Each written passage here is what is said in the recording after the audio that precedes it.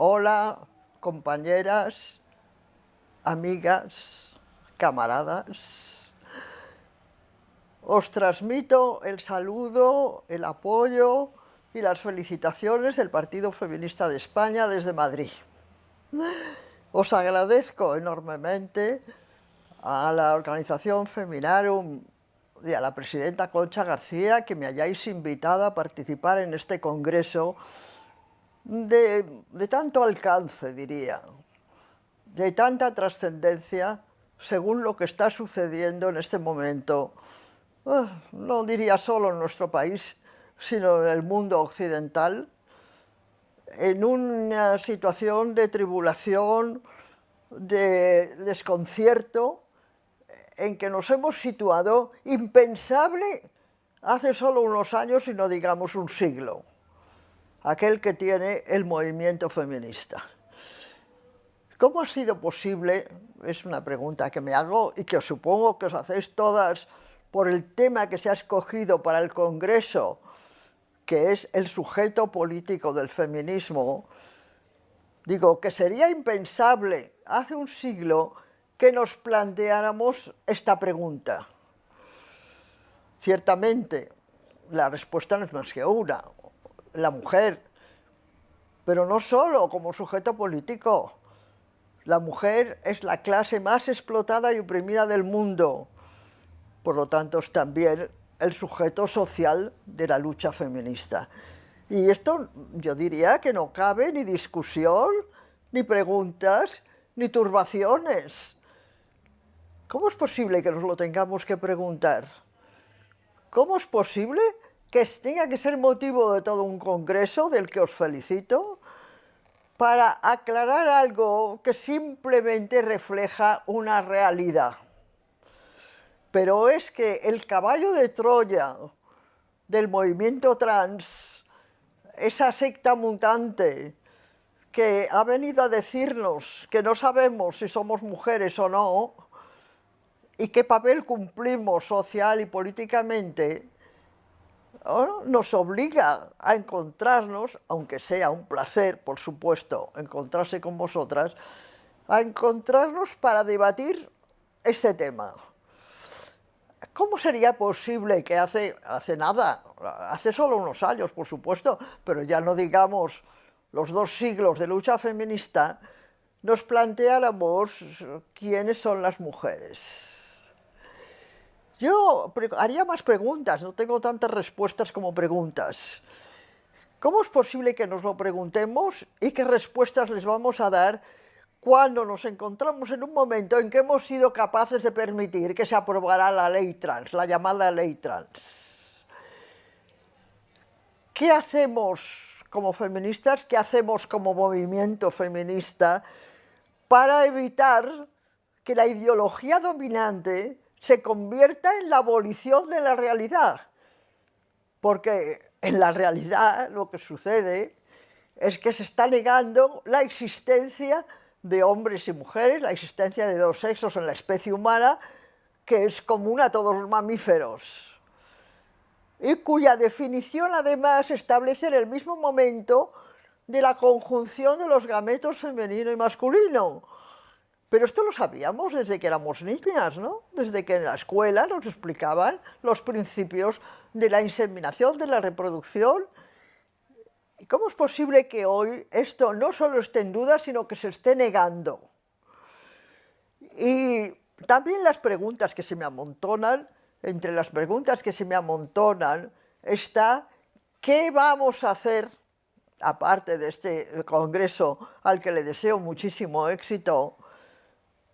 Porque el congreso termina, no sé si termina en un día, en 2 o en una semana, pero el congreso termina, tomar resoluciones que lleven eficazmente la lucha contra este caballo de Troya que se nos ha metido en el movimiento feminista. Y también preguntarme, y en esto me incluyo, cómo hemos sido capaces de consentir que durante 4 o 5 años discutiéramos el tema sin llegar más que a la situación actual, que es la aprobación de una ley que no solamente considera, como he dicho, abolir la realidad, sino que además persigue a todo aquel que se muestre en contra de semejante disparate. Bueno, supongo que todas conocéis que yo fui la primera que pasé por la Fiscalía de Odio cuando firmé en nombre del Partido Feminista de España un comunicado exponiendo las críticas inevitables que tenía esa determinada ley. Pero esa determinada ley, además, se ha aprobado estableciendo penas para todos aquellos, entre los naturalmente me incluyo, y supongo que estáis vosotras ahora también insertas, se atrevan a poner en cuestión los términos en que dispone que el sexo no existe, que solamente es cuestión de imaginación, de deseo, de impulso de cada uno de los seres humanos que se pronuncien. Pero que aquel que niegue esta verdad, entre comillas, puede estar inserto inmediatamente en un proceso judicial que llevará a alguna pena. Y además establece ya penas administrativas como en los tiempos franquistas, cuando se nos ponían multas, cuando nos manifestábamos, cuando escribíamos, cuando publicábamos cuestiones que no le gustaban al régimen. De tal manera que posiblemente pudieran ahora, grabando esto que os estoy diciendo, meterme en un proceso judicial y acabar en una multa administrativa que pone solamente la administración, para la cual no queda más recurso que un proceso judicial posterior. Y esto lo estamos viviendo hoy, en este año 25 del siglo XXI, después de 200 que se han pasado las mujeres como clase explotada reclamando sus derechos, reclamando su papel en la sociedad, reclamando la porción de riqueza que les corresponde, reclamando los derechos de los que han sido excluidas. No olvidemos que un grupo se constituye en clase según el lugar que ocupa en la producción. Es decir, qué hacen, qué trabaja el albañil o el carpintero o el ejecutivo. ¿Y qué producimos las mujeres? Lo sabemos, ¿verdad? Es una pregunta simplemente retórica. Nosotras reproducimos a toda la humanidad. Somos la primera fase de la producción más importante del mundo. Sin nosotras no hay niños, y sin niños no hay seres humanos. Y sin seres humanos, ¿de qué hablamos, no? Bueno, pues insertas en este lugar de la producción, recibimos la parte de riqueza más pequeña de todos los sectores productivos. La Organización Internacional del Trabajo, en el Congreso de Pekín, nos informó de que mientras las mujeres trabajan las 2/3 partes de las horas de trabajo del mundo, solamente percibimos el 10% de los salarios y solamente poseemos el 1% de los bienes.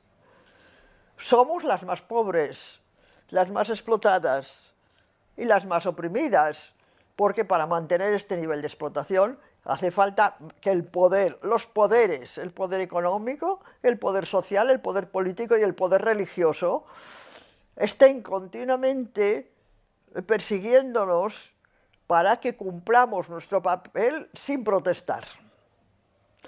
Yo comentaba ahora mismo con unos compañeros, ¿cómo es posible que no estemos en la calle todas reclamando no solamente nuestros derechos, sino el reparto equitativo de la riqueza en el planeta y los derechos que corresponden a todos los seres humanos, a los que naturalmente hay que dar lo que necesitan y de los que hay que recibir lo que tienen, lo que son capaces? Y esta máxima que nos enseña Carlos Marx, es por la que luchamos las mujeres y los trabajadores y tantos otros emigrantes explotados desde hace varios siglos. Negar ahora esta realidad, ¿qué significa? ¿Significa acaso para nosotras una derrota? ¿Está el movimiento feminista en este momento en el buen camino enfocado hacia el objetivo que tiene que conseguir con las herramientas necesarias, no tenemos que cubrir unas carencias que todavía no se han cubierto.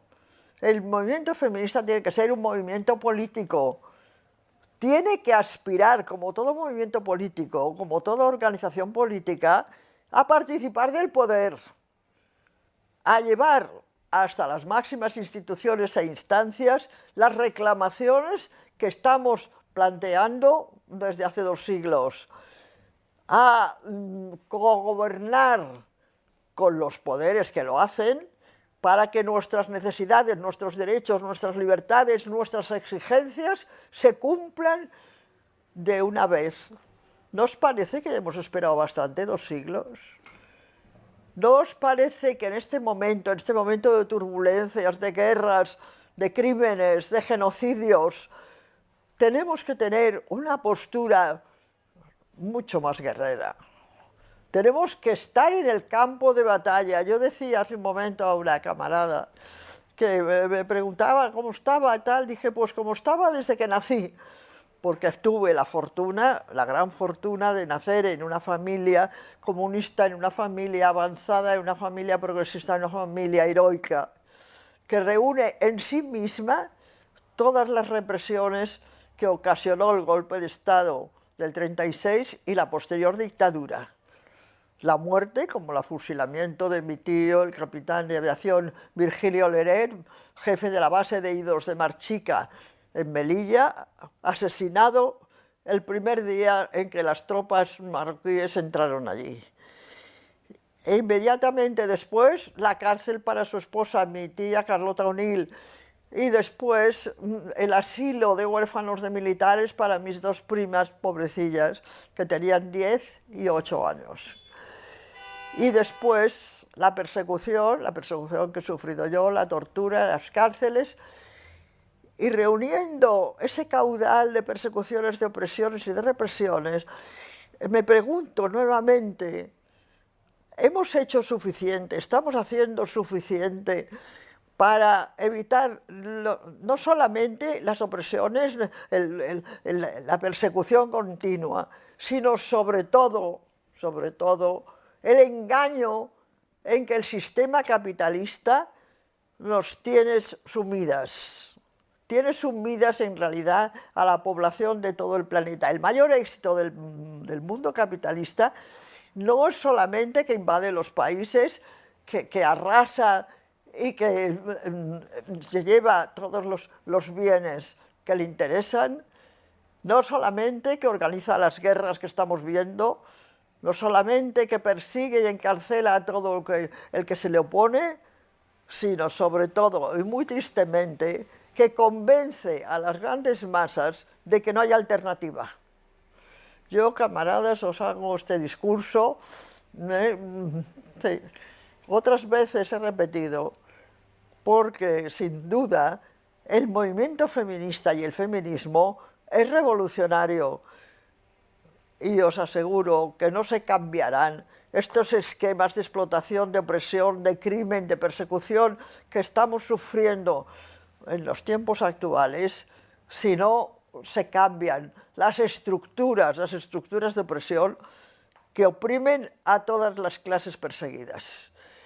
Yo os exhorto a que, aparte de afianzaros en vuestros planteamientos y de aprobar el tema que os ha llevado a reuniros ahí, que además tengamos en cuenta el camino de lucha que hemos de seguir y los objetivos que hemos de alcanzar en este sentido que os estoy diciendo. No basta la agenda feminista que repetimos continuamente. No basta con que pidamos la abolición de la prostitución, por supuesto la prohibición de los vientres de alquiler y la igualdad de salario. La igualdad de salario es la primera reclamación que las feministas francesas en 1789, en la puerta de la Asamblea Francesa, cuando comenzaba el largo periplo de la Revolución, reclamaron. ¿No os parece que ya ha pasado bastante tiempo para que la agenda feminista tenga que tener todavía en sus puntos clave la igualdad de salario? ¿Y qué os parece lo de fabricar niños a demanda en el útero de las mujeres pobres y comprarlos como si fueran mercancías? Y todos estos temas estoy segura que entran en vuestra agenda y entran en las jornadas que vais a pasar ahí y en los debates que vais a sostener. Pero hay más, porque hay que pensar en el genocidio de Palestina, que no sé cómo podemos siquiera hablar sin llorar, cómo podemos seguir nuestra vida cotidiana mientras vemos las imágenes de los niños muriendo de hambre en Gaza. Que no sé cómo podemos soportar que el Estado sionista criminal decida quién ha de vivir, quién ha de morir, qué ciudad ha de bombardear y qué población ha de desplazar. Va a llevar 2 millones de personas de Gaza. Todas estoy segura de que todas estamos en la misma línea de protesta, de desagrado, de indignación. Pero hemos de hacer más, porque si no hacemos más somos cómplices. Esto tengámoslo en cuenta. Todos y todas los que consentimos este mundo de injusticia terrible somos cómplices. Hemos de organizarnos para que nuestras voces, nuestra presencia, nuestras manifestaciones, nuestros escritos, nuestras recogidas de firmas sean millonarios y lleven a la vergüenza a nuestros dirigentes políticos que soportan esta situación, si no diré con complacencia, desde luego con consentimiento. Estamos en el continente, dicen, el continente europeo más avanzado, más democrático, más liberal del mundo, más rico del mundo. Y este continente no hace nada por evitar el genocidio de Gaza en este momento. ¿Dónde están nuestros sindicatos? ¿Dónde están? Que no convocan una huelga general que paralice. Hay que paralizar el mundo para paralizar la guerra. Y nosotras hemos de contribuir a ello con nuestros congresos, con nuestros encuentros, con nuestras manifestaciones, con nuestros manifiestos, con nuestros escritos. Nosotras somos más del 50% de la población del mundo y además traemos a todos los seres humanos a la vida. Somos imprescindibles en la ya milenaria lucha por avanzar y acabar con este sistema de crímenes y de opresiones terribles. ¿Dónde está la utopía? La utopía que desde antes de Platón todas las mentes filosóficas, todos los políticos acogieron, inventaron, elaboraron y difundieron, proponiéndose trabajar por transformar el mundo como pedía Marx. Cuando Marx decía que los filósofos hasta ese momento se habían esforzado en comprender el mundo, que lo que hacía falta ahora era transformarlo. Nosotros estamos en esa tarea. Nuestras antepasadas, nuestros ancestros, a quienes deberíamos tenerles más gratitud, comenzaron en condiciones mucho más difíciles que las nuestras. Y desde entonces seguimos un camino que solo nos puede llevar a la victoria, solo nos puede llevar a un reparto de la riqueza equitativo y justo, a la igualdad de derechos y libertades en todos los seres humanos, a cubrir las necesidades de todos los sectores humanos. No son las mismas necesidades las de las mujeres adultas que las de las niñas, ni las de los niños que las de los ancianos, ni la de los sanos que las de los enfermos. Hemos de acabar con esta distribución injusta, inequitativa y terrible que domina el sistema capitalista en el planeta. No nos conformemos con los pequeños avances que hemos logrado en los últimos años. Ahora seguramente algunas me dirían, no vivimos igual que hace 50 años. Y el otro día me lo decía una compañera, ¿no?, de las optimistas, de las que quieren fiar en el mejor camino que llevamos. No vivimos igual. Y yo os puedo decir que muchas viven peor. Que cuando se habla de los temas capitales, y tan capitales que nos afectan, no hemos mejorado nada. Con 70 mujeres de media asesinadas cada año por el crimen machista, con la denuncia de una violación cada 8 horas, y hablo de denuncia, no digo que sea la realidad no la conocemos, porque las desgraciadas víctimas que no denuncian son infinitas, con unas diferencias salariales que en según qué sectores de la producción llegan al 30%, con una participación política ínfima. Camaradas, hace 2 días se publicaban en los medios que están informados, que de los 180 países que forman la ONU, la Organización de Naciones Unidas, solamente 8 están dirigidos por mujeres. A esto hemos llegado, como repito, después de 2 o 3 siglos de lucha.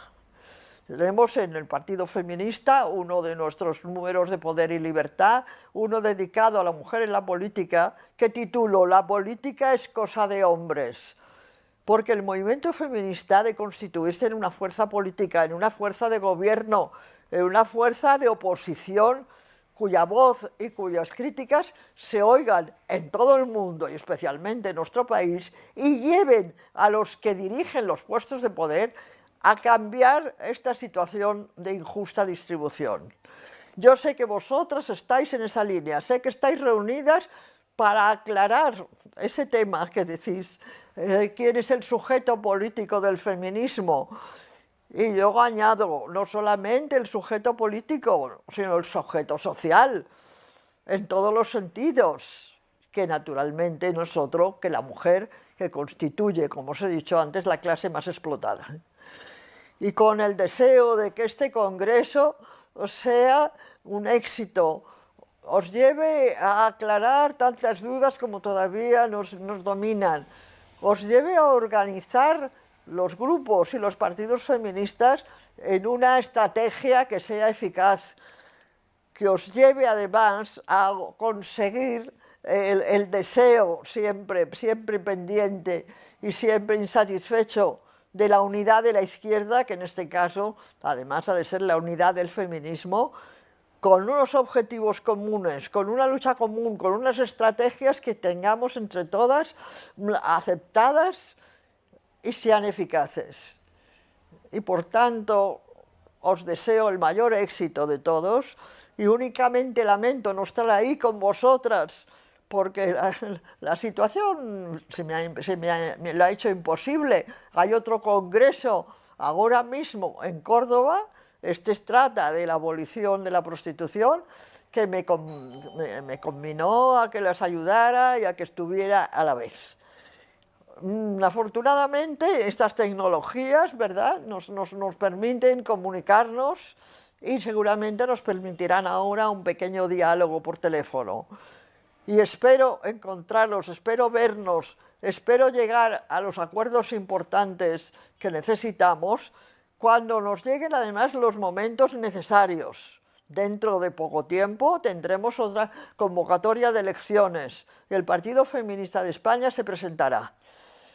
Y os pido vuestra solidaridad, vuestro apoyo, vuestra ayuda. Necesitaremos la recogida de firmas para presentarnos a las elecciones, ya que esta es una democracia vigilada, y necesitaremos candidatas para cubrir todos los puestos de las listas que exige la ley electoral. Y por supuesto os pido el voto, porque o las mujeres como sujetos políticos, como dirigentes del feminismo, necesitan llegar a los puestos de poder para cambiar este mundo tan injusto. Gracias a todas por atenderme. Buenas tardes.